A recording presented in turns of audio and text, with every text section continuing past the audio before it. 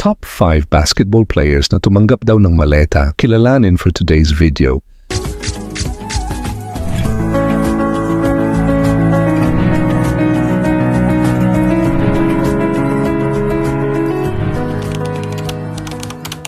Ano kaya ang laman ng isang maleta para biglang maging halimaw sa court ang isang basketball player?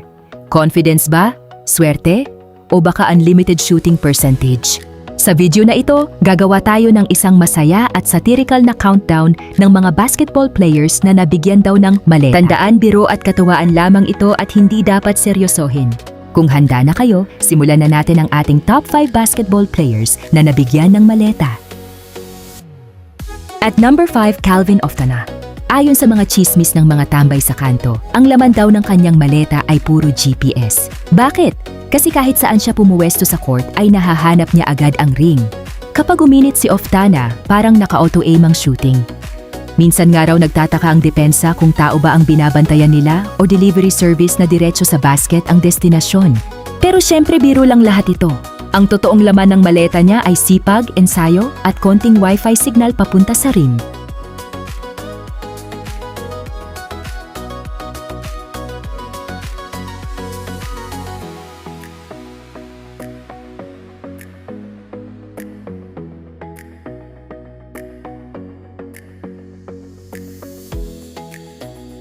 Sa number 4, ang resident import superhero ng Ginebra na si Justin Brownlee. Ang sabi ng ating mga imbentong source, ang maleta ni Brownlee ay may 4 na bagay. Clutch shots, game winners, championship aura, at isa pang championship aura para sigurado. Kapag dikitan ng laban, bigla na lang siyang nagiging final boss ng video game. Kahit alam na ng depensa ang gagawin niya, nagagawa pa rin niya. May mga fans pa nga na naniniwalang kapag binuksan ang maleta niya, maririnig mo agad ang sigaw na Barangay Ginebra.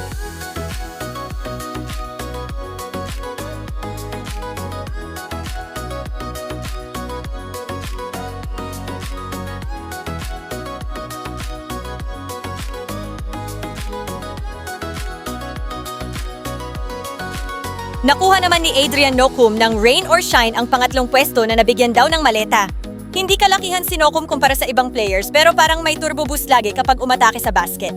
Ayon sa ating kaibigan na DDS, ang maleta niya raw ay gawa ng Formula 1 engineers, kaya kapag sumingit siya sa depensa ay parang may nitro button na pinindot. O diba, ibang klase talaga ang nagagawa ng maleta, jutang in-immerse talaga, oo! Minsan 3 na ang nakabantay pero nakakalusot pa rin. Ang tanong ng depensa, saan siya dumaan? Ang sagot, hindi rin namin alam.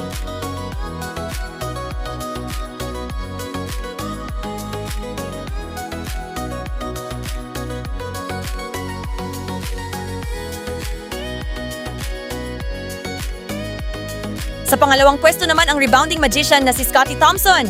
Hindi maintindihan ng maraming fans kung paano siya nakakakuha ng rebound kahit mas matatangkad ang kalaban.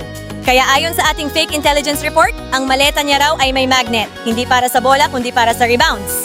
Kapag tumalbog ang bola ay parang may sariling isip itong pumupunta kay Scottie. Kaya minsan ang reaksyon ng kalaban ay hindi na box out kundi pakicheck nga kung may cheat code yan. Ibang klase talaga mga ka-star buzzers pag may maleta kang natanggap. Kahit si Wembanyama pa ang katapat mo madali mo lang itong kaldagin para ikaw ang makakuha ng bola, di ba nga?